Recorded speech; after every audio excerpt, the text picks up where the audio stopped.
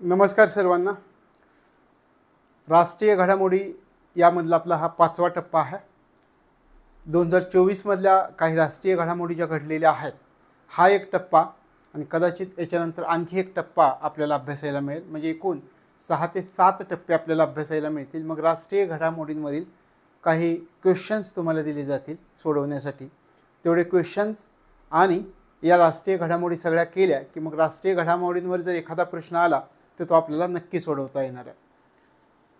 आज आपण पहिला मुद्दा कोणता आहे पहा. आजचा आपला पहिला मुद्दा आहे ओडिशा, महाराष्ट्र, छत्तीसगडमध्ये नैसर्गिक वायूच्या उपलब्धतेत सुधारणा करण्यासाठी कोणती पाईपलाईन उभारण्यात येत आहे. आता 3 राज्य आपण या ठिकाणी पाहतोय, ओडिशा, महाराष्ट्र, छत्तीसगड. काय करायचं या राज्यामध्ये, कशामध्ये सुधारणा करायची आहे तर नैसर्गिक वायूच्या उपलब्धतेमध्ये सुधारणा करायची. यासाठी एक पाईपलाईन उभारली जाते. त्या पाईपलाईनचं नाव काय. मग आता त्या पाईपलाईनचं नाव जर आपण पाहिलं तर त्या पाईपलाईनचं नाव आहे नागपूर झारसुगुडा असं नाव आहे. पहा, नागपूर झारसुगुडा असं नाव आहे या पाईपलाईनचं. नागपूर झारसुगुडा हे पाईपलाईनचं नाव आहे. ओडिशा, महाराष्ट्र, छत्तीसगडमध्ये नैसर्गिक वायूच्या उपलब्धतेत सुधारणा करण्यासाठी कोणती पाईपलाईन उभारली जाते. नागपूर झारसुगुडा पाईपलाईन उभारली जाते. आता या पाईपलाईन ही जी पाईपलाईन आहे त्याला कोणत्या नावाने आणखी ओळखलं जातं त्याचा जर आपण विचार केला किंवा या पाईपलाईनचं नाव काय आहे. आपण या ठिकाणी म्हणतोय कोणती पाईपलाईन, नागपूर झारसुगुडा. पण या पाईपलाईनला जे नाव दिलं आहे ते मुंबई नागपूर झारसुगुडा नैसर्गिक वायू पाईपलाईन असं नाव दिलं आहे. म्हणजे या ठिकाणी तुम्हाला आणखी एक जोडता येईल. दोन्ही प्रकारे विचार करा. मुंबई नागपूर झारसुगुडा असंही या पाईपलाईनला म्हटलं जातं. मग तुम्हाला लक्षात ठेवायचं आहे त्यातलं कुठलंही आलं तर आपल्याला ते सोडवता आलं पाहिजे.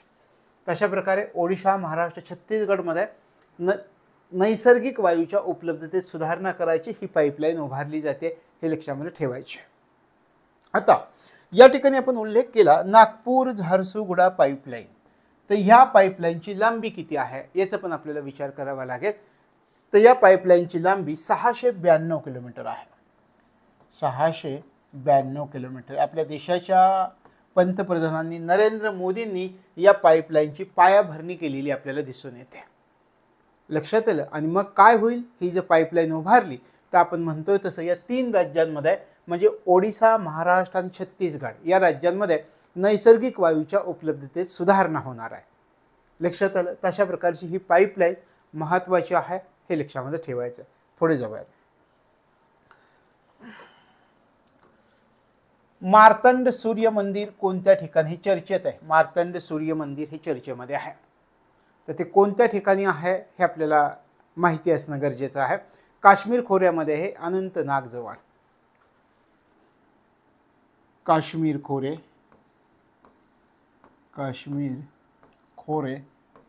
अनंतनाग जवळ हे कुठे आहे हे थोडीशी माहिती आपल्याला माहिती असणं गरजेचं आहे.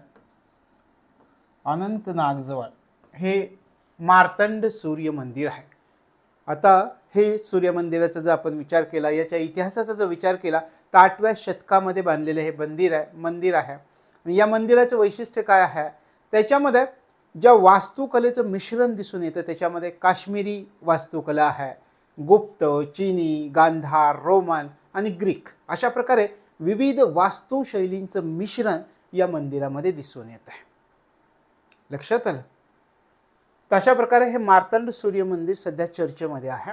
तर कोणत्या ठिकाणी आहे हे आपल्याला माहिती असणं गरजेचं आहे. याचं वैशिष्ट्य पण मी तुम्हाला सांगितले की 8व्या शतकामध्ये हे मंदिर बांधलेलं आपल्याला दिसून येतं. त्या ठिकाणी जो राजा होता तर त्याचं नाव होतं ललितादित्य. ललितादित्य राजानं हे मंदिर बांधलेलं होतं. लक्षात आलं. पण हे मंदिर पुढच्या कालावधीमध्ये पाडलं गेलं 14व्या शतकामध्ये. त्यावेळी एक सुलतान होता. त्या सुलतानाचं नाव होतं सिकंदर शाह मिरीन अशा नावाचा एक सुलतान होता. आणि त्या सुलतानानं पुढच्या कालावधीमध्ये 14व्या शतकामध्ये हे मंदिर पाडलेलं आपल्याला दिसून येतं. तर अशा प्रकारे हे मार्तंड सूर्य मंदिर कोणत्या ठिकाणी आहे ते काश्मीर खोरे अनंतनाग जवळ आहे, हे लक्षामध्ये ठेवायचं आहे. पुढच्या प्रश्नाकडे जाऊयात. केंद्र सरकारनं 30 जानेवारी 2024 रोजी कोणत्या विमानतळाला आंतरराष्ट्रीय विमानतळ म्हणून घोषित केलेलं आहे? 30 जानेवारी 2024ला कोणतं आहे? सुरत विमानतळ. सुरत विमानतळ या विमानतळाला सुरत विमानतळ या विमानतळाला आंतरराष्ट्रीय विमानतळ म्हणून घोषित करण्यात आलेलं आहे जानेवारी 2024 मध्ये. पुढे जाऊयात. पत्रकारिता आणि जनसंवादासाठी एक अग्रगण्य संस्था असलेल्या कोणत्या संस्थेला UGCच्या सल्ल्यानुसार अभिजात विद्यापीठाचा दर्जा प्राप्त झालेला आहे? हे महत्त्वाचे आपल्याला. UGCच्या सल्ल्यानुसार कोणत्या संस्थेला अभिजात विद्यापीठाचा दर्जा प्राप्त झालेला आहे? आता या संस्थेचं नाव आहे IIMC. IIMC. कोणत्या संस्थेला अभिजात विद्यापीठाचा दर्जा प्राप्त झाला आहे? IIMC या संस्थेला अभिजात विद्यापीठाचा दर्जा झाला. IIMC म्हणजे काय? Indian institute of mass communication. Indian institute of mass communication. तर या संस्थेला UGCच्या सल्ल्यानुसार अभिजात विद्यापीठाचा दर्जा प्राप्त झाला आहे. लक्षात आलं. आता या ठिकाणी IIMCचा जर विचार केला तर IIMC या संस्थेची स्थापना कधी झाली होती? याची स्थापना 1965 मध्ये झालेली स्थापना आहे याची, 1965 मध्ये. तर या संस्थेला अभिजात विद्यापीठाचा दर्जा मिळाला आहे. लक्षात आलं. आणि संस्था कशासाठी प्रसिद्ध आहे? पत्रकारिता आणि जनसंवादामध्ये असणारी एक अग्रगण्य संस्था आहे. आणि या संस्थेला Indian institute of mass communication या संस्थेला UGCच्या सल्ल्यानुसार अभिजात विद्यापीठाचा दर्जा प्राप्त झाला. याचं मुख्यालय नवी दिल्लीला आहे. लक्षात आलं. पुढे जाऊया. केंद्रीय गृहमंत्री अमित शहा यांच्या हस्ते ब्रेल लिपीमध्ये लिहिलेलं कोणत्या पुस्तकाचं नवी दिल्लीत प्रकाशन करण्यात आलेलं आहे? अमित शहा यांच्या हस्ते ब्रेल लिपीमध्ये अंध व्यक्ती ज्या आहेत त्यांच्या वाचनासाठी ब्रेल लिपीमध्ये लिहिलेलं एक पुस्तकाचं नवी दिल्लीमध्ये प्रकाशन झालं आहे. त्या पुस्तकाचं नाव काय? आता एक गोष्ट लक्षात ठेवायचे, पुस्तक कोणासाठी? ज्यांना दृष्टीदोष आहे अशा लोकांना वाचता यावं म्हणून या पुस्तकाचं प्रकाशन करण्यात आलेलं आहे. पुस्तक प्रकाशित केलं आहे, पण पुस्तक कोणावरती आधारित आहे याचा जर तुम्ही विचार केला तर आपल्या देशाचे पंतप्रधान नरेंद्र मोदी यांच्या जीवनावरती हे पुस्तक त्या ठिकाणी आहे. आणि त्या नरेंद्र मोदींनी जो प्रवास केला आतापर्यंत त्यांच्या जीवनामध्ये, तर तो जीवन प्रवास जाणून घेता यावा या अंध व्यक्तींना म्हणून ते पुस्तक ब्रेल लिपीमध्ये लिहिलेलं आहे. म्हणजे कोणावर आधारित आहे? तर नरेंद्र मोदींच्या जीवन प्रवासावर आधारित आहे. आता या पुस्तकाचं नाव मोठं आहे. या पुस्तकाचा जर आपण विचार केला तर नाव मी तुम्हाला सांगतो. अ प्रॉमिस्ड नेशन. अ प्रॉमिस्ड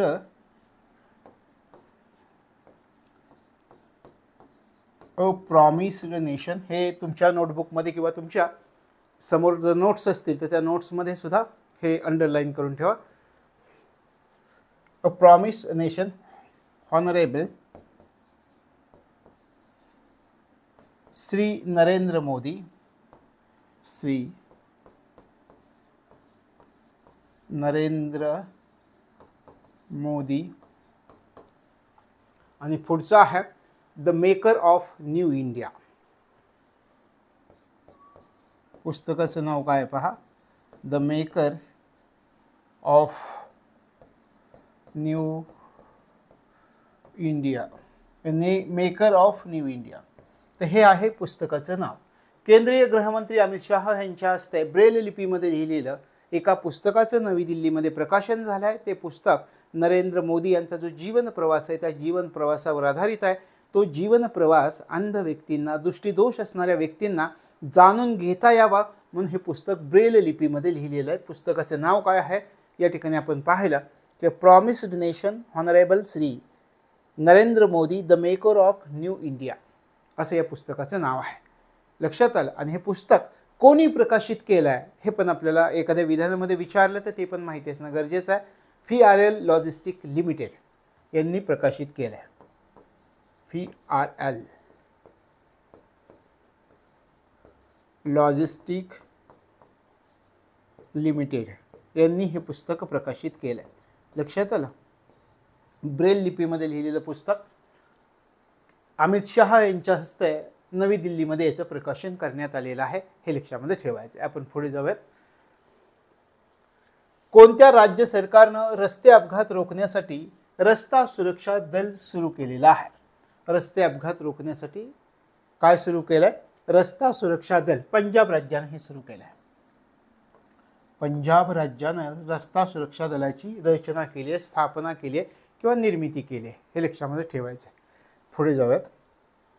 27 जानेवारी 2024 रोजी जगातील कोणतं सर्वात मोठं क्रूज जहाज पहिल्या प्रवासासाठी निघालेलं आहे? आता या ठिकाणी हे आपल्या जागतिक घडामोडींच्या दृष्टिकोनातूनही महत्त्वाचं आहे. तर जगातील कोणतं सर्वात मोठं क्रूज जहाज आहे की जे पहिल्या प्रवासासाठी निघालेलं आहे? कोणतं आहे माहिती आहे तुम्हाला? अलीकडच्या कालावधीमध्ये त्याची चर्चा आपण ऐकलेली होती. आणि दुसरी गोष्ट, तुम्हाला नोट्समध्ये ते जे जहाज आहे त्या जहाजाचं रिअल पिक्चर मी तुम्हाला दिलं आहे. तर या जहाजाचं नाव आहे Icon of the Seas. Icon of the Seas. Icon of the Seas या जहाजाचं नाव आहे. मग जगातील कोणतं सर्वात मोठं क्रूज जहाज पहिल्या प्रवासासाठी निघालंय? तर हे क्रूज जहाज पहिल्या प्रवासासाठी निघालंय. त्याचं नाव आहे आयकॉन ऑफ द सीज. लक्षात आलं. जगातील सर्वात मोठं क्रूज जहाज. आता कोणत्या बंदरामधून हे प्रवासासाठी निघाले? मियामी नावाचं बंदर आहे अमेरिकेमध्ये, फ्लोरिडा या ठिकाणी. मियामी बंदरातून कुठून प्रवास सुरू केला या जहाजानं? मियामी बंदर कुठे आहे? अमेरिकेमध्ये. मियामी बंदर प्रवासाला सुरुवात इथून झालेली आहे. लक्षात आलं. तशा प्रकारे हे पहिलं जहाज प्रवासासाठी निघालंय. त्याचं नाव आपल्याला लक्षात ठेवायचं आहे. आयकॉन ऑफ द सीज असं त्याचं नाव आहे. हे लक्षामध्ये ठेवायचं आहे. याचा विचार केला. हे जहाज जगातील सर्वात मोठं क्रूज जहाज असं आपण म्हणतोय. जगातलं सर्वात मोठं म्हणजे किती आहे? हे जवळजवळ 20 मजली जहाज आहे. जगातील सर्वात मोठं ज्यावेळी आपण म्हणतो त्यावेळी या जहाजावरती 20 मजले आहेत. या जहाजावरती किती प्रवासी बसू शकतात असं जर तुम्ही विचार केला तर जवळजवळ 7,500. आणि जी माहिती दिली आहे त्याच्यानुसार विचार केला तर 7,600 प्रवासी याच्यामधून एकाच वेळेस प्रवास करू शकतात. म्हणून आपण याला जगातलं सर्वात मोठं क्रूज जहाज असं म्हणतोय. लक्षात आलं. पुढे जाऊयात. 5व्या आंतरराष्ट्रीय आणि 44व्या अखिल भारतीय गुन्हेगारी परिषदेचं उद्घाटन कोणत्या ठिकाणी करण्यात आलेलं आहे? अखिल भारतीय गुन्हेगारी परिषदेचं उद्घाटन 44व्या आणि 5व्या आंतरराष्ट्रीय कोणत्या ठिकाणी करण्यात आलेलं आहे? तर गांधीनगर गुजरात या ठिकाणी करण्यात आलेलं आहे. गांधीनगर गुजरात या ठिकाणी करण्यात आलेलं आहे. गांधीनगर गुजरात या ठिकाणी 5व्या आंतरराष्ट्रीय आणि 44व्या अखिल भारतीय गुन्हेगारी परिषदेचं उद्घाटन गांधीनगर गुजरात या ठिकाणी झालंय. हे लक्षामध्ये ठेवायचं. आणि कधी झालंय? जानेवारी 2024 मध्ये हे उद्घाटन झालंय. कोणी उद्घाटन केलंय? तर आपल्या देशाचे गृहमंत्री अमित शहा यांनी उद्घाटन केलंय जानेवारी 2024 मध्ये. अखिल भारतीय गुन्हेगारी परिषदेचं उद्घाटन गांधीनगर गुजरात अमित शहा यांनी उद्घाटन केलंय. जानेवारी 2024 मध्ये उद्घाटन झालेलं आहे. पुढे पाहूयात. सध्या चर्चेत असलेली वाराणसी येथील ज्ञानवापी मशीद कोणत्या सम्राटाच्या कारकिर्दीत बांधण्यात आली होती? असे जे वादग्रस्त इश्यू आहेत त्याच्यावरती कदाचित आपल्याला प्रश्न विचारला जाणार नाही. पण ही ज्ञानवापी मशीद सध्या चर्चेमध्ये आहे. कोणी बांधली होती? औरंगजेबाने बांधली होती. हे तुम्ही चर्चेमध्ये असलेल्या विषयाबद्दल थोडीशी माहिती असेल तर आपल्याला परीक्षेत फायदा होतो. औरंगजेब. ज्ञानवापी मशिदीचा त्या ठिकाणी चर्चा आहे सध्या देशामध्ये. पुरातत्व खातं त्या ठिकाणी सर्वेक्षण करत आहे. मग ही कोणत्या सम्राटाच्या काळात बांधली होती? तर औरंगजेबाच्या काळात बांधलेली होती. आता काय झालं होतं, जी गोष्ट सांगितली जाते तर या ठिकाणी विश्वेश्वर मंदिर होतं. आणि मग औरंगजेबाला ते विश्वेश्वर मंदिर आवडलं नाही, हिंदूंचं त्यांनी मंदिर पाडलं आणि मंदिर पाडून त्या ठिकाणी या मशिदीची स्थापना केलेली होती. त्या मशिदीला ज्ञानवापी मशीद असं म्हटलं जातं. लक्षात आलं? पुढे जाऊ. एअरबसने भारतातील पहिली खाजगी हेलिकॉप्टर असेंब्ली लाईन सुरू करण्यासाठी कोणासोबत भागीदारी केलेली? एअरबस यानं भारतातील पहिली खाजगी हेलिकॉप्टर असेंब्ली लाईन सुरू करण्यासाठी कोणासोबत भागीदारी केलेली हे आपल्याला विचारलं आहे. आपण सुरुवातीला उत्तर पाहूयात, मग याच्याबरोबर चर्चा करूयात. टाटा समूह, जे आपलं उत्तर आहे ते टाटा समूह. कोणासोबत भागीदारी केली? टाटा समूहासोबत भागीदारी केलेली आहे. भारतातील पहिली खाजगी हेलिकॉप्टर असेंब्ली लाईन सुरू करायची आहे. मग कोणी भागीदारी केली? एअरबसने भागीदारी केली. कोणत्या खाजगी उद्योगाशी भागीदारी केली? टाटा समूह या खाजगी उद्योगाशी भागीदारी केलेली. आता पहा, एअरबस ही जी कंपनी आहे, या कंपनीनं देशामध्ये जे सर्वात स्वस्त हेलिकॉप्टर्स आहेत ते हेलिकॉप्टर्स तयार करण्याचं वचन दिलं आहे, प्रॉमिस केलेलं आहे. मग या हेलिकॉप्टरचं नाव काय आहे? तर त्या हेलिकॉप्टरचं नाव आहे H-125. कोणतं हेलिकॉप्टर आहे हे? H-125 हे हेलिकॉप्टर आहे. हेलिकॉप्टरचं नाव पण आपल्याला लक्षात ठेवायचं. एअरबसनं भारतातील पहिली खाजगी हेलिकॉप्टर असेंब्ली लाईन सुरू करायची आहे. मग त्यांनी सांगितलं की देशांतर्गत आंतरराष्ट्रीय बाजारासाठी भारतामध्ये सर्वाधिक विक्री होणारं एक H-125 हे जे हेलिकॉप्टर आहे ते तयार करण्याचं वचन या ठिकाणी दिलं गेलेलं आहे. आता या ठिकाणी आपण म्हणतोय helicopter assembly line. Helicopter assembly line म्हणजे काय? ज्या ठिकाणी हेलिकॉप्टरचे घटक एकत्रित केले जातात आणि तयार केले जातात. वेगवेगळे घटक आणायचे आणि त्यापासून हेलिकॉप्टर तयार करायचं, याला म्हणायचं हेलिकॉप्टर असेंब्ली लाईन. लक्षात आलं? तशा प्रकारे हेलिकॉप्टर असेंब्ली लाईन सुरू करण्यासाठी एअरबसनं टाटा समूहाशी करार केले. मग हेलिकॉप्टरचे वेगवेगळे भाग एकत्र आणून कोणतं हेलिकॉप्टर तयार केले जाणार आहे? H-125 हे हेलिकॉप्टर तयार केले जाणार आहे. लक्षात आलं? म्हणजे आपल्याला लक्षात आलं, वेगवेगळे पार्ट एकत्र आणायच्या आणि त्याच्यापासून हेलिकॉप्टर तयार करायचं, याला आपण म्हणतो हेलिकॉप्टर असेंब्ली लाईन. हे लक्षामध्ये ठेवायचं. तशा प्रकारे एअरबसनं टाटा समूहाशी भागीदारी केली आहे की भारतातील पहिलं खाजगी हेलिकॉप्टर असेंब्ली लाईन सुरू करण्यासाठी. कोणतं हेलिकॉप्टर तयार करायचं आहे? सर्वात स्वस्त असं आपण म्हणतोय. भारतात सर्वाधिक विक्री होणारं कोणतं? H-125 हे हेलिकॉप्टर तयार करायचं आहे. या दोघांनी जी भागीदारी केली आहे त्यातून कोणतं हेलिकॉप्टर निर्माण होणार आहे? H-125 हे हेलिकॉप्टर निर्माण होणार आहे. पुढे जाऊयात. परीक्षा पे चर्चा हा कार्यक्रम कशाशी संबंधित आहे? देशाचा कोणता पंतप्रधान असा आहे का की मुलांवरती ताण येतोय अभ्यासाचा, म्हणून त्यांच्याशी चर्चा करतोय? आत्तापर्यंत आपण अनेक पंतप्रधान पाहिले, आपल्याला कोणाचीही स्तुती करायची नाही आहे. पण आपण एखादी चांगली गोष्ट घडत असेल तर त्याला आपण पाठिंबा देऊ शकतो. परीक्षा पे चर्चा या कार्यक्रमादरम्यान आपले पंतप्रधान काय करतात? तर देशभरामधील विद्यार्थी, शिक्षक आणि पालकांशी संवाद साधतात. म्हणजे सगळ्यांच्या मनावरील ओझं दूर करण्याचा प्रयत्न करतात. एखादी मोठी व्यक्ती आपल्याला भेटली, आपल्याशी चर्चा केली तर आपल्याला प्रसन्न वाटतं. त्याप्रमाणे या मुलांच्या मनावरील ताण कुठंतरी कमी करता यावं. परीक्षाशिवाय जग आणखी वेगळं आहे, परीक्षेशिवाय आणखी जगामध्ये काहीतरी सुंदर आहे, ह्यावेळी ज्यावेळी जाणीव करून दिली जाते विद्यार्थ्यांना, पालकांना, शिक्षकांना, त्यावेळी जग सुंदर वाटायला लागतं आणि परीक्षा सोपी वाटायला लागते, मनावरचा ताण दूर होतो. अशा प्रकारे नरेंद्र मोदी काय करतात? तर या परीक्षा पे चर्चा हा जो कार्यक्रम आहे, या कार्यक्रमादरम्यान देशभरातील विद्यार्थी, शिक्षक आणि पालकांशी संवाद साधतात. आत्ता 29 जानेवारी 2024ला ह्याची 7वी आवृत्ती पार पडली आहे, म्हणून आपण चर्चा करता.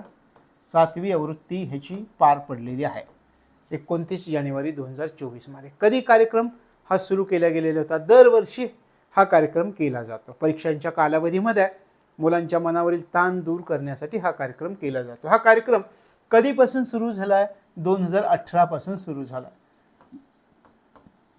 2018 पासून हा कार्यक्रम सुरू झालेला आहे.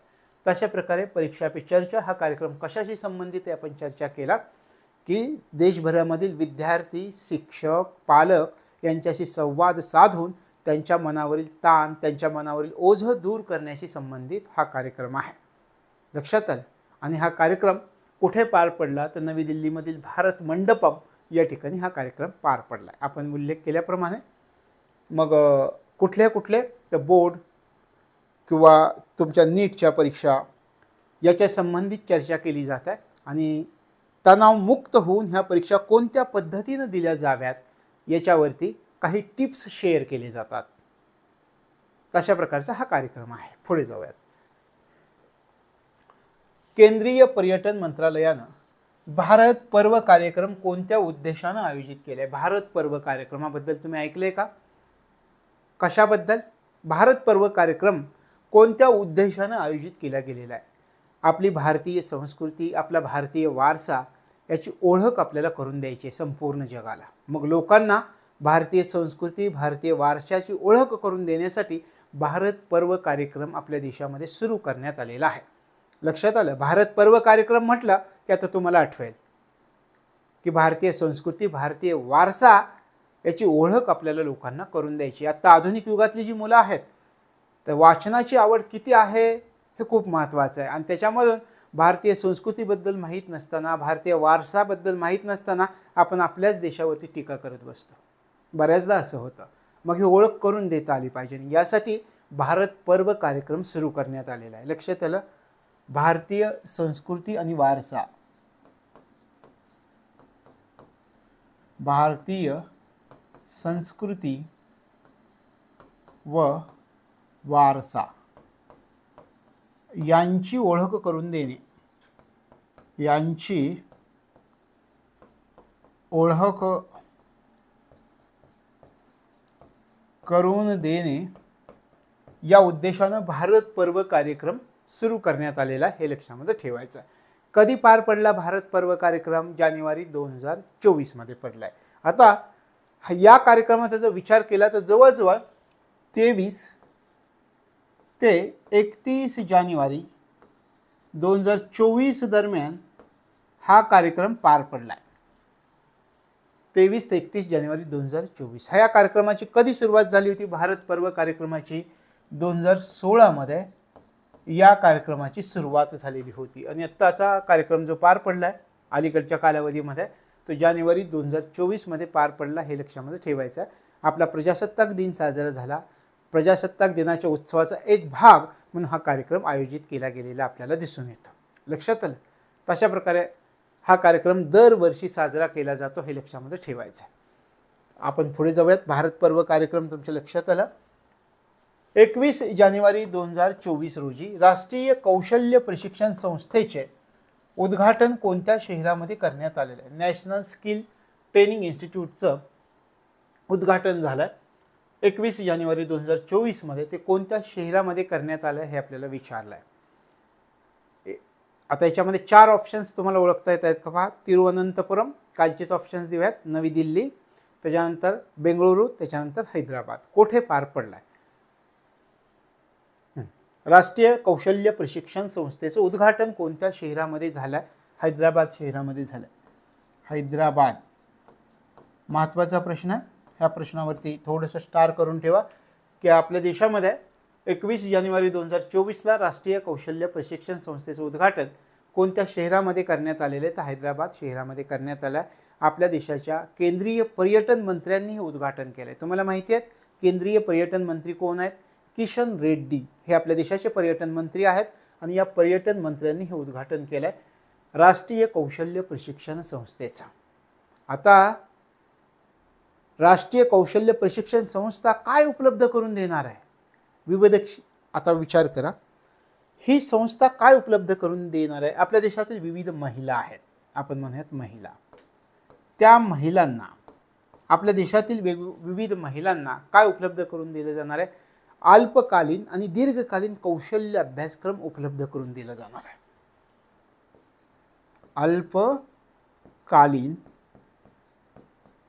आणि दीर्घकालीन, अल्पकालीन आणि दीर्घकालीन अभ्यासक्रम उपलब्ध करून दिला जाणार आहे या राष्ट्रीय कौशल्य प्रशिक्षण संस्थेमार्फत. मग या राष्ट्रीय कौशल्य प्रशिक्षण संस्थेचं उद्घाटन कोणत्या शहरामध्ये झाले? हैदराबाद या शहरामध्ये झाले.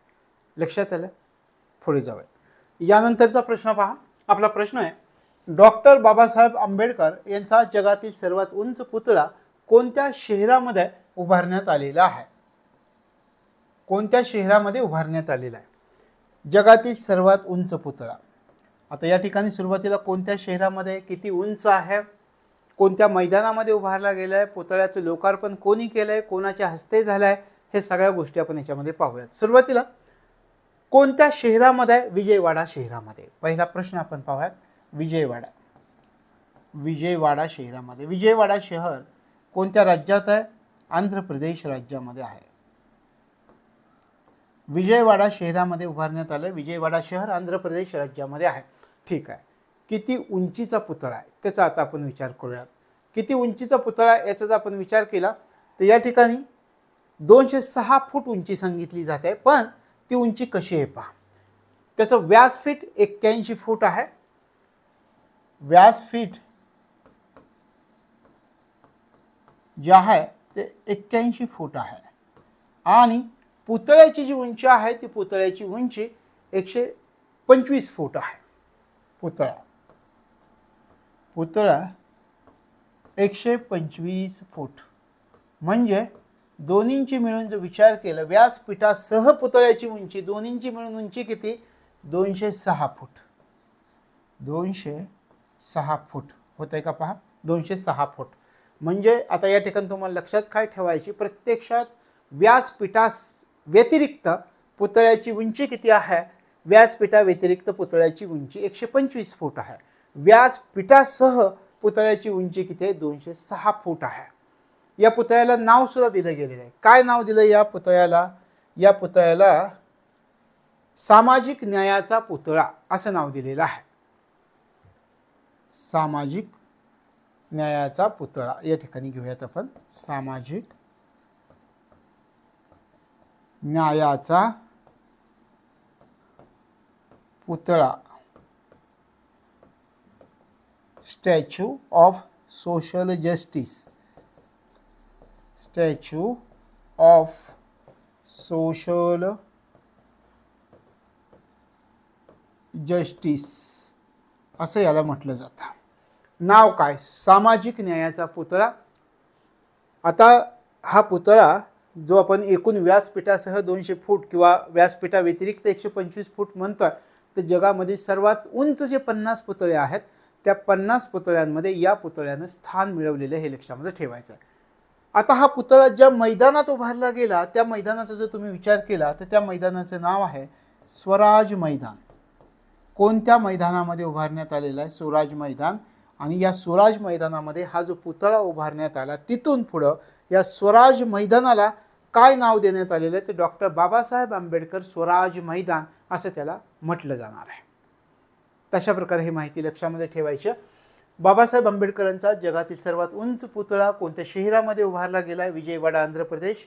कोणत्या मैदानामध्ये? स्वराज मैदानामध्ये उभारला गेला आहे.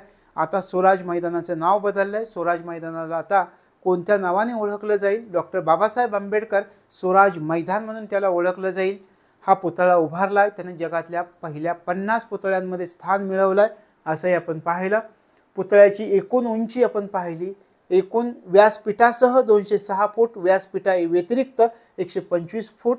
या पुतळ्याला कोणतं नाव दिलं आहे? स्टॅच्यू ऑफ सोशल जस्टिस किंवा सामाजिक न्यायाचा पुतळा असं नाव देण्यात आलेलं आहे. हे लक्षामध्ये ठेवायचं आहे. आता कधी लोकार्पण केलं या पुतळ्याचं?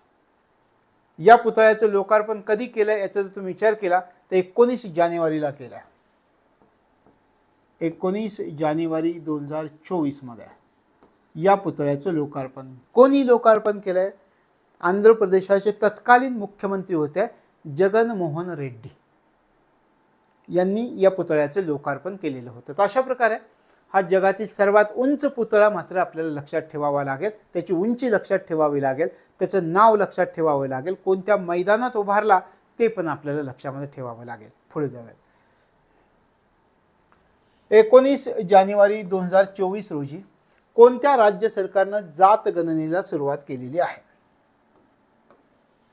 19 जानेवारी 2024 ला कोणत्या राज्य सरकारनं जात गणनेला सुरुवात केली आहे? आंध्र प्रदेश, या राज्य सरकारने जात गणनेला सुरुवात केली आहे? आंध्र प्रदेश या सरकारनं जात गणनेला सुरुवात केली. लक्षात ठेवा, जानेवारी 2024 रोजी कोणत्या राज्य सरकारनं जात जनगणनेला सुरुवात केली आहे? आंध्र प्रदेश राज्यानं.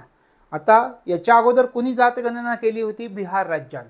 बिहार नंतर हे दुसरं राज्य ठरलंय की ज्या राज्यानं जात गणनेला सुरुवात केली आहे. लक्षात आलं? पुढे जाऊया. 19 जानेवारी 2024 रोजी कोणत्या शहरामध्ये नवीन अत्याधुनिक बोईंग इंडिया अभियांत्रिकी आणि तंत्रज्ञान केंद्र कॅम्पसचं उद्घाटन करण्यात आलेलं आहे? अत्याधुनिक बोईंग इंडिया अभियांत्रिकी आणि तंत्रज्ञान केंद्र कॅम्पसचं उद्घाटन झालंय. कोणत्या शहरामध्ये झालंय? एक लक्षात ठेवा, बोईंग ही कंपनी अमेरिकेची आहे आणि या कंपनीनं सर्वात पहिल्यांदाच असं घडलं आहे की एवढी मोठी गुंतवणूक बाहेरच्या देशामध्ये केली, ती भारतामध्ये केली आहे. कोणत्या शहरामध्ये केली हे महत्त्वाचे आहे. लक्षात आलं? म्हणून आपण म्हणतो की नवीन अत्याधुनिक बोईंग इंडिया अभियांत्रिकी आणि तंत्रज्ञान केंद्र या कॅम्पसचं उद्घाटन कोणत्या शहरामध्ये करण्यात आलेलं आहे? कोणत्या ठिकाणी करण्यात आलेलं आहे? तर बेंगळुरू या शहरामध्ये करण्यात आलं आहे. बेंगळुरू या शहरामध्ये हे उद्घाटन करण्यात आलेलं आहे. उद्घाटन कॅम्पसचं उद्घाटन झालंय. लक्षात आलं? कोणी? आपल्या देशाच्या पंतप्रधानांनी उद्घाटन केलं. किती गुंतवणूक केली? बोईंग ही जी कंपनी तुम्हाला दिसते या ठिकाणी, बोईंग इंडिया या कंपनीने, बोईंग अमेरिकेची कंपनी, सर्वात मोठी गुंतवणूक प्रथम केली आहे त्यांनी आपल्या देशाच्या बाहेर, ती भारतामध्ये केली, बेंगळुरू शहरामध्ये केली. किती गुंतवणूक केली आहे त्यांनी आपल्या देशामध्ये? आपण म्हणतोय प्रथमच मोठी गुंतवणूक केली आहे. 1600 कोटी रुपयांची गुंतवणूक केली आहे. इन्व्हेस्टमेंट 1600 कोटी रुपये, 1600 कोटी रुपयांची गुंतवणूक केलेली आहे आपल्या देशामध्ये. लक्षात आलं? नवीन अत्याधुनिक बोईंग इंडिया अभियांत्रिकी आणि तंत्रज्ञान केंद्र कॅम्पसचं उद्घाटन झालं, बेंगळुरू शहरामध्ये झालं. 1600 कोटी रुपयाची गुंतवणूक केलेली आपल्याला दिसत आहे. आणि गुंतवणूक करणारी कंपनी कोणती? तर बोईंग कंपनी. आपण म्हटलं की अमेरिकेबाहेरची सर्वात मोठी गुंतवणूक केलेली आहे या बोईंग कंपनीने. प्रथमच असं घडलं आहे बोईंग कंपनीच्या बाबतीत की एवढी मोठी गुंतवणूक कोणत्या तरी बाहेरच्या देशात या कंपनीनं केलेली आहे. लक्षात आलं? नरेंद्र मोदींनी याचं उद्घाटन केलं, हे पण लक्षात ठेवा. पुढे जाऊया. सनातन खादी वस्त्रची नवीन श्रेणी कोणत्या आयोगानं सुरू केली? सनातन खादी वस्त्र ही संकल्पना चर्चेत आहे.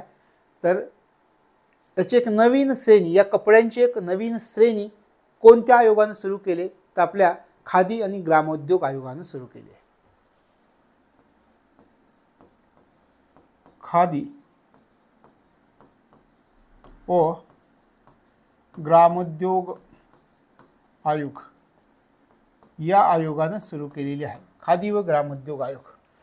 तशा प्रकारे सनातन खादी वस्त्र हे जर तुमच्या समोर आलं कधी तर लक्षात ठेवा, ही वस्त्राची एक नवीन श्रेणी आहे आणि श्रेणी खादी आणि ग्रामोद्योग आयोगानं केलेली आहे, हे लक्षात ठेवायचं. पुढे जाऊयात. कोणत्या संघटनेनं जन्मतारखेचा पुरावा म्हणून स्वीकार्य कागदपत्रांच्या यादीमधून आधार कार्ड काढून टाकलेलं आहे? एक महत्त्वाची संघटना आहे, सरकारी नोकऱ्यांच्या दृष्टिकोनातून महत्त्वाची संघटना आहे. त्या संघटनेचं नाव आहे कर्मचारी भविष्य निर्वाह निधी संघटना.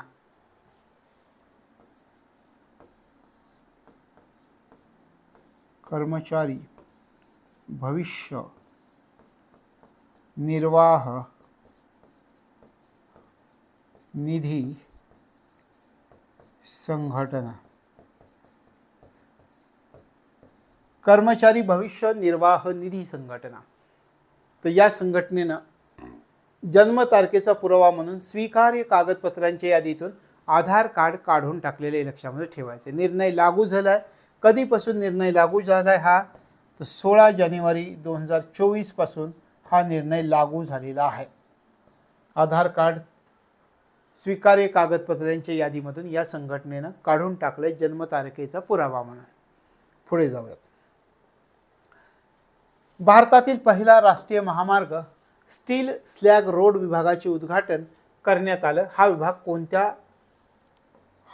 कोणत्या महामार्गावरती आहे? भारतातील पहिला राष्ट्रीय महामार्ग स्टील स्लॅग रोड या विभागाचं उद्घाटन झालंय। हा विभाग कोणत्या महामार्गावरती असं आपल्याला विचारलंय? NH66 या महामार्गावरती आहे। NH66 कोणत्या महामार्गावरती आहे? NH66 कोणता महामार्ग आहे? NH66 आठवलं? मुंबई गोवा राष्ट्रीय महामार्ग आहे। मुंबई गोवा राष्ट्रीय महामार्ग आहे। तशा प्रकारे भारतातील पहिला राष्ट्रीय महामार्ग स्टील स्लॅग रोड विभागाचे उद्घाटन याच्या विभागाचे उद्घाटन करण्यात आले। हा विभाग कोणत्या महामार्गावरती हे आपल्याला लक्षामध्ये ठेवायचं। NH66 मुंबई गोवा महामार्गावरती हे लक्षामध्ये ठेवायचं। पुढे जाऊयात। देशातल्या पहिल्या आरोग्यदायी आणि स्वच्छ फूड स्ट्रीट प्रसादमचं उद्घाटन कोणत्या ठिकाणी करण्यात आलेलं आहे? आरोग्यदायी आणि स्वच्छ फूड स्ट्रीट प्रसादम असं त्याला नाव दिलंय। या प्रसादमचं उद्घाटन कोणत्या ठिकाणी करण्यात आलेलं आहे? लक्षात आलं? पहिलं आरोग्यदायी स्वच्छ फूड स्ट्रीट आणि त्याला नाव दिले प्रसादम, याचं उद्घाटन झाले। कोणत्या ठिकाणी उद्घाटन झालेलं आहे? तर मध्य प्रदेशामधील उज्जैन या ठिकाणी नीलकंठ वन महाकाल लोक या ठिकाणी उद्घाटन झालेलं आहे। आपण या ठिकाणी म्हणूयात कोणत्या ठिकाणी? उज्जैन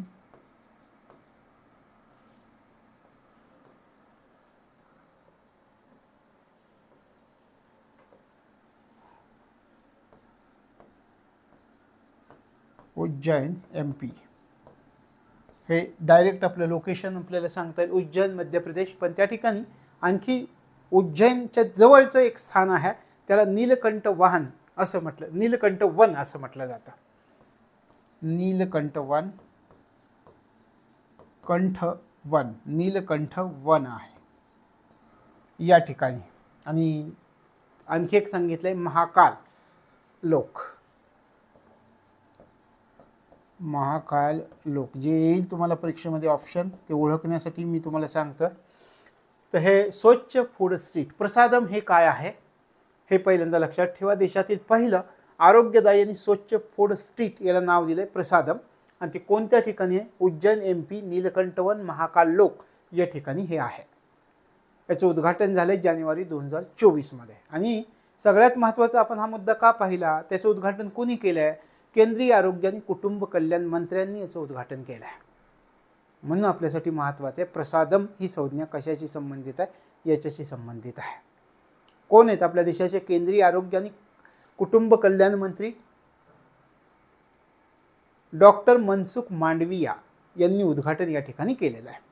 तशा प्रकारे देशातील पहिलं आरोग्यदायी आणि स्वच्छ फूड स्ट्रीट प्रसादमचं उद्घाटन झालंय या ठिकाणी झालेले उज्जैन MP नीलकंठवन महाकाल लोक या ठिकाणी।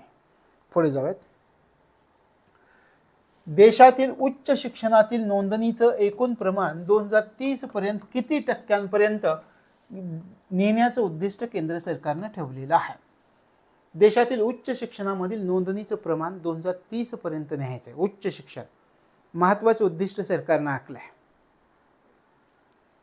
मग विचार करा 2030 पर्यंत किती टक्क्यांपर्यंत देशातील उच्च शिक्षणाच्या नोंदणीचं प्रमाण नेण्याचं उद्दिष्ट केंद्र सरकारने ठेवलं आहे। किती टक्क्यांपर्यंत न्यायचं आहे? कधीपर्यंत न्यायचं आहे? 2030 पर्यंत न्यायचं आहे। किती न्यायचं आहे? 50% पर्यंत न्यायचं आहे। 50% पर्यंत नेण्याचं उद्दिष्ट केंद्र सरकारने ठेवलं आहे। आता विचार करा देशात सध्या उच्च शिक्षणाचं प्रमाण किती आहे? देशातील उच्च शिक्षणातील नोंदणीचं प्रमाण सध्या किती आहे? सध्या आहे 27%। सध्याचा जर तुम्ही विचार केला 27% सध्या आहे। 27%वरून 50%वरती न्यायचं आहे। कधीपर्यंत न्यायचं आहे? 2030 पर्यंत आपल्याला न्यायचं आहे। आपण या ठिकाणी म्हटलं 27%वरून 50%वर कधीपर्यंत न्यायचं आहे? 2030 पर्यंत न्यायचं आहे। कशा प्रकारे देशातील उच्च शिक्षणामधील नोंदणीचं एकूण प्रमाण आणि कदाचित आपल्याला असं विचारतील केव्हापर्यंत नेण्याचं उद्दिष्ट आहे? 2030 पर्यंत नेण्याचं उद्दिष्ट आहे। किती टक्क्यांपर्यंत? 50%पर्यंत 27%वरून न्यायचं आहे। हे लक्षामध्ये ठेवायचं आहे। पुढे जाऊया। रस्ते सुरक्षेसाठी मॅपल्स ॲप वापरून सर्व 784 अपघात प्रवण स्थळांचा नकाशा तयार करणारं कोणतं राज्य भारतातील पहिलं राज्य ठरलेलं आहे? पंजाब राज्य ठरलेलं आहे. याच्या अगोदरही आपण पाहिलं होतं पंजाब राज्याविषयी. पंजाब राज्य ठरलेलं आहे. पंजाब राज्य. देशातील कोणत्या ॲपचा वापर केलाय पंजाब राज्याने? रस्ता सुरक्षासाठी कोणत्या ॲपचा वापर केला हे पण लक्षात ठेवा. मॅपल्स ॲप वापरून काय केलं? सर्व 784 अपघात प्रवण स्थळ, म्हणजे जेवढी अपघात प्रवण स्थळं आहेत ती सर्व स्थळं त्यांनी ती स्थळं शोधली. ती स्थळं 784 त्यांनी ओळखली आणि त्या स्थळांचा नकाशा तयार केला. असं भारतातील पहिलं राज्य कोणतं? तर पंजाब राज्य आहे. लक्षात आलं. आता मॅपल्स ॲप हे कोणी विकसित केलं? मॅप माय इंडियानं विकसित केलेला आहे. मॅप माय इंडिया, मॅप माय इंडियानं हे विकसित केलेलं आहे. तशा प्रकारे हे पंजाब राज्य मॅपल्स ॲप वापरून सर्व 784 अपघात प्रवण स्थळांचा नकाशा तयार करणारं हे राज्य आहे पंजाब. लक्षात आलं. लक्षामध्ये ठेवायचं. पुढे जाऊयात. केंद्रीय मंत्रिमंडळानं 5 जानेवारी 2024 रोजी अयोध्या विमानतळाचं कोणतं नवीन नामकरण करण्याच्या प्रस्तावाला मंजुरी दिली आहे? कोणतं नवीन नाव करण्याला मंजुरी दिलेली? पहा, अयोध्या विमानतळाचं नवीन नामकरण करण्याच्या प्रस्तावाला मंजुरी दिलेली आहे. कोणतं नाव ठेवलं जाणार आहे? महर्षी वाल्मिकी आंतरराष्ट्रीय विमानतळ अयोध्या धाम असं त्याचं नाव केलं जाणार आहे. महर्षी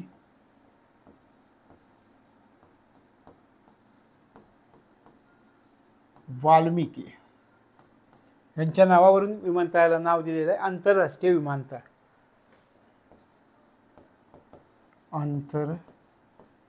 आंतरराष्ट्रीय विमानतळ अयोध्या धाम.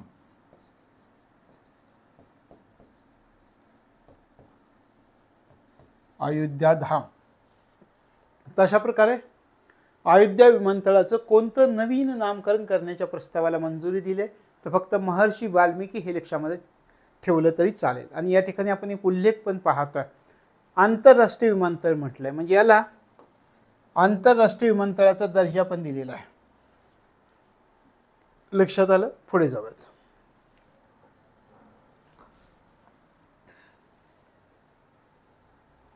मनुष्यबळ विकास आणि अनुशासन वर्ष म्हणून कोणतं वर्ष घोषित करण्यात आलेलं आहे?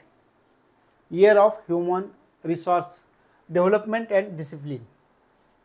मनुष्यबळ विकास आणि अनुशासन वर्ष म्हणून कोणतं वर्ष घोषित करण्यात आलेलं आहे? 2024 हे वर्ष घोषित करण्यात आलेलं आहे. आता सध्या जे चालू आहे 2024 हे वर्ष घोषित करण्यात आलेलं आहे. कोणतं वर्ष? मनुष्यबळ विकास आणि अनुशासन वर्ष म्हणून हे वर्ष घोषित केलं गेलेलं आहे. लक्षात आलं. तर हे लक्षामध्ये ठेवायचं. पुढे जाऊयात. लडाख अनवेल्ड या थीमसह सांस्कृतिक देवाणघेवाण आणि पर्यटन सहकार्य उपक्रम कोणत्या ठिकाणी सुरू झाला आहे? लडाख अनवेल्ड या थीमसह सांस्कृतिक देवाणघेवाण आणि पर्यटन सहकार्य उपक्रम सुरू झाला आहे. कोणत्या ठिकाणी सुरू झाला आहे? व्हिएतनाममध्ये सुरू झाला आहे. कोणत्या ठिकाणी? डा लात,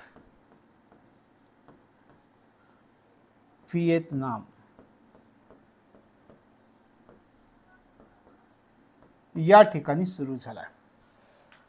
कोणत्या थीमसह सुरू झालाय? लडाख अनवेल्ड या थीमसह सुरू झालाय. कशासाठी सुरू झालाय? सांस्कृतिक देवाणघेवाण आणि पर्यटन सहकार्य उपक्रम म्हणून या ठिकाणी हा आपण उल्लेख केल्याप्रमाणे हा उपक्रम सुरू झालाय.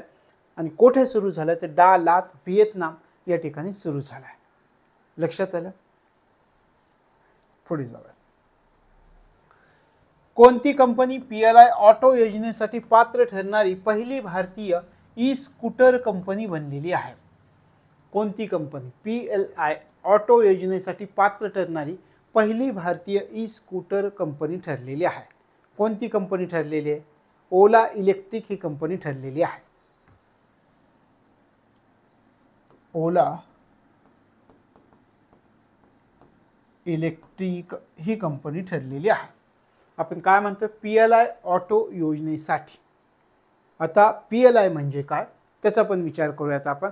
Production linked incentive, production linked incentive असं त्याचं आहे. तर कोणती कंपनी PLI ऑटो योजनेसाठी पात्र ठरणारी पहिली भारतीय ई स्कूटर कंपनी बनली? ओला इलेक्ट्रिक. तशा प्रकारे आपल्या देशाच्या केंद्र सरकारने 2021 मध्ये ही योजना मंजूर केलेली होती. लक्षात आलं. तर कोणती कंपनी ठरली? PLI ऑटो योजना जी आहे ती 2021 मध्ये आपण म्हटलं केंद्र सरकारने सुरू केलेली योजना आहे. मग या योजनेसाठी पात्र ठरलेली पहिली भारतीय ई स्कूटर कंपनी कोणती बनली आहे? तर ओला स्कूटर कंपनी बनलेली. हे कशासाठी योजना सुरू केलेली होती? आपल्या देशामध्ये इलेक्ट्रिक वाहनांची निर्मिती होईल आणि मग या इलेक्ट्रिक वाहनांच्या उत्पादनाला आपल्या देशामध्ये चालना मिळावी या उद्देशानं ही PLI ऑटो योजना सुरू करण्यात आलेली होती. लक्षात आली. PLIचा अर्थ पण मी तुम्हाला सांगितला, प्रोडक्शन लिंक्ड इन्सेंटिव्ह असं त्याचा अर्थ होता, लॉंग फॉर्म होता. लक्षात आलं. मग ही PLI ऑटो योजना 2021 मध्ये सरकारनं सुरू केली. उद्देश होता इलेक्ट्रिक वाहन आणि हे जे तंत्रज्ञान आहे तर त्या तंत्रज्ञानाला देशांतर्गत उत्पादनाला चालना मिळाली पाहिजे या उद्देशाने ही योजना सुरू केलेली होती. मग या योजनेसाठी पात्र ठरणारी पहिली भारतीय ई स्कूटर कंपनी कोणती कंपनी बनली? ओला इलेक्ट्रिक कंपनी बनलेली आहे. हे लक्षामध्ये ठेवायचं आहे. यानंतरचा प्रश्न पहा. कोणत्या राज्यामध्ये 1 जानेवारी 2024 रोजी एकाच वेळी 108 ठिकाणी सुमारे 50,000 पेक्षा अधिक नागरिकांनी सूर्य नमस्कार घातले या उपक्रमाची नोंद गिनीज बुक ऑफ वर्ल्ड रेकॉर्डमध्ये घेण्यात आली आहे? कोणत्या राज्यामध्ये हे घडलंय की एकाच वेळी 108 ठिकाणी 50,000 पेक्षा अधिक नागरिकांनी सूर्य नमस्कार घातला आणि या उपक्रमाची नोंद गिनीज बुक ऑफ वर्ल्ड रेकॉर्डमध्ये घेण्यात आलेली आहे? कोणतं राज्य आहे ते? गुजरात राज्य आहे. लक्षात ठेवा. सूर्य नमस्काराच्या बाबतीत राष्ट्रीय घडामोडींमध्ये ही घडामोड आपल्याला पाहता येते. तर गुजरातमध्ये मेहसाणा नावाचा जिल्हा आहे आणि मेहसाणामध्ये मोढेरा नावाचं सूर्य मंदिर आहे. आपण म्हणत मेहसाणा जिल्हा कुठे पार पडलं? हे मेहसाणा जिल्हा, मोढेरा सूर्य मंदिर, मोढेरा सूर्य मंदिर या ठिकाणी हा कार्यक्रम पार पडला. याची गिनीज बुक वर्ल्ड रेकॉर्डमध्ये नोंद झाली आहे. लक्षात आलं. मोढेरा सूर्य मंदिरामध्ये हा उपक्रम त्या ठिकाणी पार पडला. मेहसाणा जिल्ह्यामध्ये. राज्य विचारलं तर गुजरात. तशा प्रकारे या राज्यामध्ये एकाच वेळी 108 ठिकाणी 50,000 पेक्षा अधिक नागरिकांनी सूर्य नमस्कार घातले या उपक्रमाची नोंद गिनीज बुक ऑफ वर्ल्ड रेकॉर्डमध्ये घेण्यात आलेली आहे. आणि आयोजन कुठे झालं? मेहसाणा जिल्हा, मोढेरा सूर्य मंदिर या ठिकाणी आयोजन करण्यात आलेलं होतं. पुढचा प्रश्न पहा. केंद्रीय ऊर्जा मंत्री R.K. सिंह यांनी कोणत्या ठिकाणी पॉवर ग्रिड विश्राम सदनचे उद्घाटन केलेलं आहे? कशाचं उद्घाटन केलेलं आहे पहा. पॉवर ग्रिड विश्राम सदन याचं उद्घाटन केलेलं आहे. कोणत्या ठिकाणी? तर बेंगळुरू या ठिकाणी केलेलं आहे.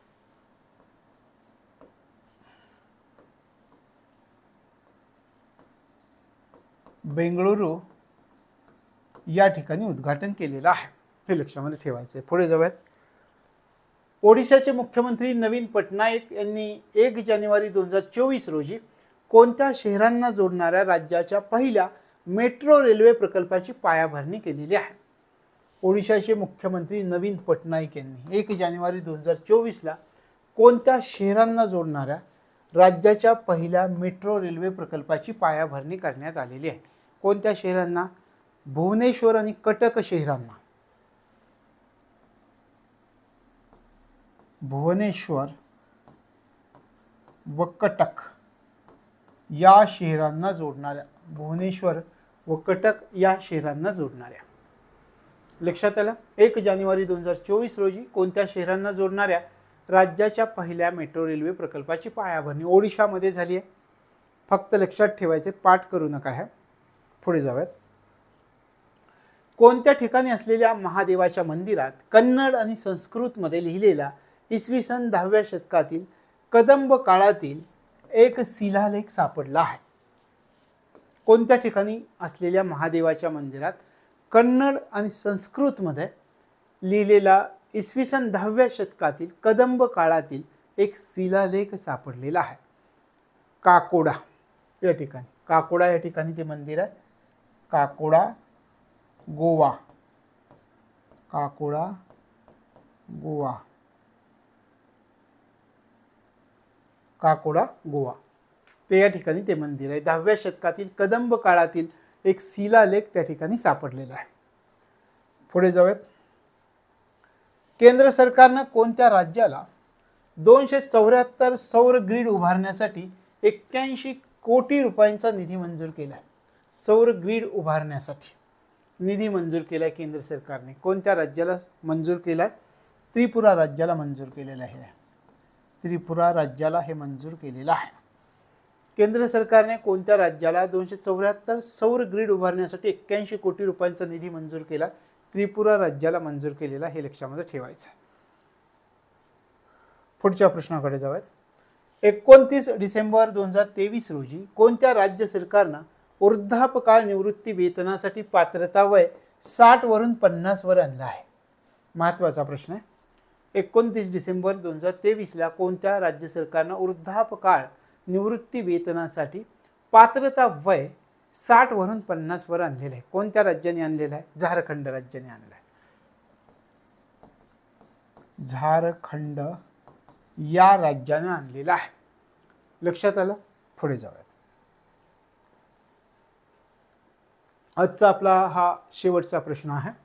केरळच्या 16 वर्षीय सुचेता सतीशनं 24 नोव्हेंबर 2023 रोजी कोणत्या ठिकाणी कन्सर्ट फॉर क्लायमेट या कार्यक्रमात तब्बल 140 भाषांमध्ये गाऊन गिनीज वर्ल्ड रेकॉर्ड प्रस्थापित केलेला आहे? 16 वर्षीय सुचेता सतीशनं कधी 24 नोव्हेंबर 2023 रोजी कोणत्या ठिकाणी कन्सर्ट फॉर क्लायमेट या कार्यक्रमात 140 भाषांमध्ये गाऊन गिनीज वर्ल्ड रेकॉर्ड प्रस्थापित केलेला आहे? कोणत्या? दुबई.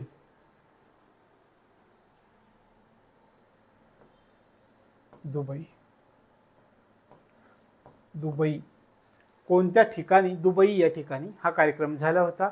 140 भाषांमध्ये गाऊन यांनी गिनीज वर्ल्ड रेकॉर्ड प्रस्थापित केलं आहे. त्यांचं नाव काय आहे ते पण विचारतील. सुचेता सतीश असं त्यांचं नाव आहे. अशा प्रकारच्या ह्याच्या आपल्या घडामोडी होत्या. यानंतर आपण पुढच्या भागामध्ये भेटणार आहोत. पुढचा भाग हा राष्ट्रीय घडामोडींचा जानेवारी ते मार्च 2024चा शेवटचा टप्पा असणार आहे. आणि त्याच्यानंतर मग प्रश्न सोडवले की तुम्हाला जानेवारी ते मार्च 2024 राष्ट्रीय घडामोडी तुमच्या संपूर्ण झालेल्या असतील. या ठिकाणी आपण थांबतो. भेटूयात पुढच्या भागामध्ये. तोपर्यंत तुम्हाला तुमच्या अभ्यासासाठी मनापासून शुभेच्छा.